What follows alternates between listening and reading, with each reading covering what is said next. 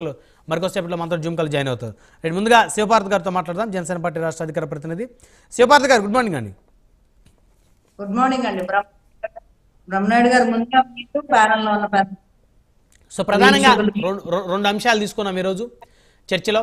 ఒకటి, పిసిసి అధ్యక్షుల మార్పు ఏదైతే ఉందో, సో ఆంధ్రప్రదేశ్లో కూడా పిసిసి అధ్యక్షుల మార్పు ఉండేటువంటి అవకాశం ఉంటుందనే చర్చ. అదేవిధంగా కొత్త పాలసీలు, కొత్త మద్యం పాలసీ, నాణ్యమైనటువంటి మద్యాన్ని అందించేటువంటి అవకాశం ఈ ప్రభుత్వం అయితే అందించడానికైతే పూర్తిగా రంగం సిద్ధం చేసినట్టు తెలుస్తోంది. సో ఈ రెండు అంశాల మీద మీ అభిప్రాయం ఏంటండి? పాలసీ, కొత్త మద్యం పాలసీ తీసుకురావాల్సిన అవసరం ఉందండి. ఎందుకంటే జగన్మోహన్ రెడ్డి గారు చేసిన మద్యం విషయంలో చాలా చాలా ఎఫెక్ట్ అవుతున్నాయి. మిడిల్ క్లాస్ కానీ బిలో మిడిల్ క్లాస్ వాళ్ళు చాలా ఎఫెక్ట్ అయ్యారు.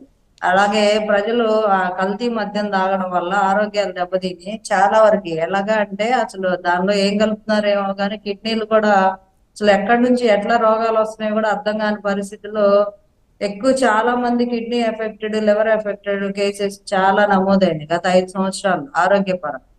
సో ఖచ్చితంగా మద్యం పాలసీని రీకన్స్ట్రక్ట్ చేయాల్సిందే. అది మళ్ళీ రీఫార్మ్ చేసి కొత్త పాలసీ అక్టోబర్ 1 నుంచి వస్తుందని చంద్రబాబు నాయుడు గారు అసెంబ్లీలో చెప్పారు.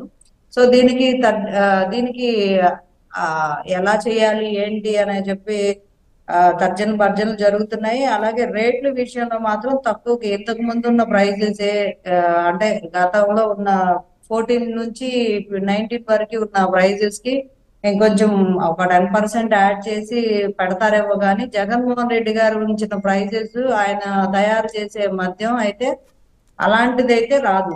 అవి కంప్లీట్ గా క్లోజ్ చేస్తారు. ప్రైవేట్ వ్యక్తులకి ఇస్తారా, గవర్నమెంట్ ఆధీనంలో కొన్ని ఉంటాయా అనే విషయాన్ని ఇంకా తేలాల్సింది.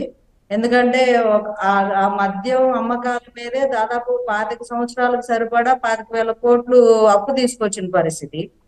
సో ఈ అప్పు ప్రైవేట్ వ్యక్తుల చేతుల్లో పెట్టడం వల్ల మరి అప్పు ఎలా తీరిద్ది, లేకపోతే ఎలాగా దీనికి ఇన్కమ్ సోర్స్, కనీసం అప్పు కట్టడానికైనా వడ్డీ కట్టడానికైనా డబ్బులు వచ్చేలాగా ఉంది, మిగతా ప్రైవేట్ వ్యక్తుల చేతికి ఇస్తారా లేదా గవర్నమెంట్ ఆధీనంలో ఉంటుందా అంటే ఇంకా తేలాల్సింది.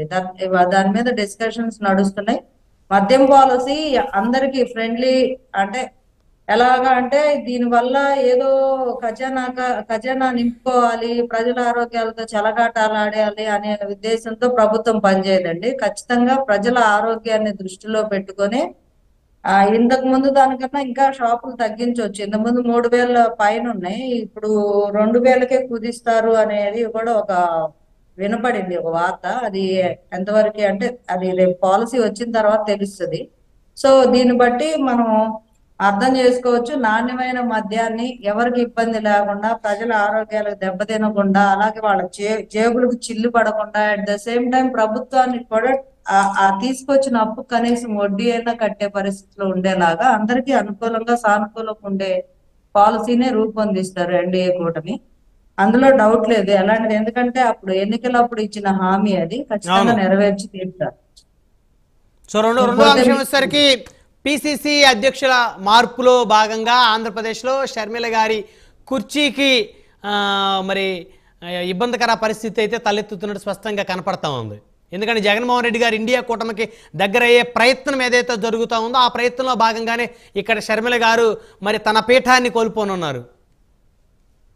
అవి ఇంకా వాళ్ళ పార్టీ అంతర్గత విషయాలండి. ఇప్పుడు ఆవిడ ఉంచాలా తీయాలా అనేది కాంగ్రెస్ ప్రభుత్వం వాళ్ళకున్న ఈక్వేషన్స్ జగన్మోహన్ రెడ్డి గారితో, అంటే జగన్మోహన్ రెడ్డి గారితో మరి వాళ్ళు కలిసి వెళ్తారా లేదా. ఎందుకంటే గతంలో వాళ్ళు జగన్మోహన్ రెడ్డి కాంగ్రెస్ పార్టీకి పొడిచిన వెన్నుపోటును మర్చిపోయి కాంగ్రెస్ పార్టీ జగన్మోహన్ రెడ్డిని కలుపుకొని రేపు ఎలక్షన్లకు వెళ్తుందని అయితే నేనైతే అనుకోవట్లేదు.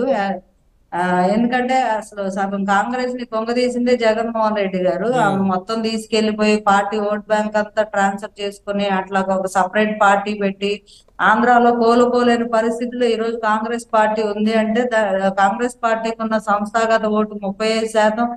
ఇటు వైఎస్ఆర్సీపీ పార్టీ ట్రాన్స్ఫర్ అయ్యేలాగా అప్పట్లో ఉన్న నాయకులు తీసుకొచ్చేసి సపరేట్ పార్టీ పెట్టుకొని ఈ ఏదైతే రాష్ట్ర విభజన అనే అంశం జరిగిద్దని ముందుగానే పసిగట్టి ముందుగానే పార్టీ పెట్టి ఇలాగా ఎలా అయితే కాంగ్రెస్ పార్టీని వెన్నుపోటు పొడిచాడో ఇప్పుడు అదంతా మర్చిపోయి కాంగ్రెస్ పార్టీ మళ్ళీ జగన్మోహన్ రెడ్డి తోటి పొత్తు పెట్టుకుంటది అంటే ఇంక అంతకన్నా భూతం ఇంకేది ఉండదు రాజకీయాల్లో. అంటే ఎందుకు ఒకవేళ అలా ఎందుకు రాజకీయ అనుకోవాలి మేడం? రాజకీయాల్లో శాశ్వత శత్రువులు శాశ్వత మిత్రులు ఉండరు. అదే ఆంధ్రప్రదేశ్ లో ఇంకా కాంగ్రెస్ పార్టీ కనీసం 10 స్థానాలు సంపాదించేటువంటి పరిస్థితులు కూడా లేని పరిస్థితి. ఒకవేళ అలాంటి పరిస్థితి రావాలంటే ఈ వైఎస్ఆర్ కాంగ్రెస్ పార్టీ మద్దతు అవసరం. ఎందుకంటే మీరు అన్నట్టు కాంగ్రెసే వైఎస్ఆర్ కాంగ్రెస్ పార్టీగా ఆ కేడర్ అవతారం ఎత్తింది కాబట్టి.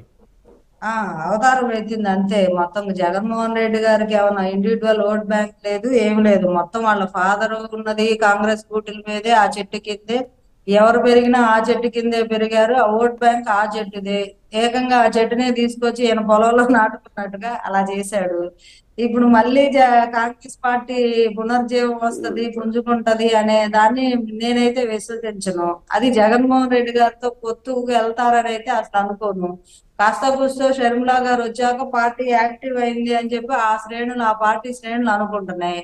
ఇలాంటి పరిస్థితుల్లో ఆవిడని మార్చారు అంటే ఇది కంప్లీట్ గా ఈ వాళ్ళు చేసుకున్న తప్పిదం లాగే అనుకోవాలి. కాంగ్రెస్ పార్టీ అధిష్టానం తీసుకునే తప్పుడు నిర్ణయం లాగా ఉండాలి. ఎందుకంటే ఆవిడ జాయిన్ అయ్యేటప్పుడు ఏపీలో కాంగ్రెస్ పార్టీ పరిస్థితే వేరు. అసలు ఇప్పుడు కాస్త కూస్తో దాన్ని అంటూ కనీసం ఒక నలుగురు మాట్లాడుకుంటున్నారు అవును. ఫలానా అని వ్యక్తి అన్నప్పుడు అడ్రస్ చేసింది షర్మిల. అలాంటి సిచ్యువేషన్ లో వచ్చి సహాయం చేసిన వాళ్ళని వదిలేసి ఇప్పుడేదో రేపు భవిష్యత్తులో ఆల్రెడీ ఆ పార్టీకి వెన్నుపోటు పొడిచిన వ్యక్తిని మళ్ళీ పొత్తుతో పెట్టుకొని మళ్ళీ సహాయం చేసిన ఈవిని తీసేస్తారు అంటే ఇంక అంతకన్నా ఆ అది మంచి నిర్ణయం అయితే కాదు. అధిష్టానం అంత తెలియదక్క నిర్ణయం తీసుకుంటదని నేనైతే అను. రైట్, మళ్ళీ వస్తాను శివపార్ల గారు మీ దగ్గరికి. మనతోటి త్రిపురనేని చిట్టిబాబు గారు ఉన్నారు, రాజకీయ విశ్లేషకులు. చిట్టిబాబు గారు,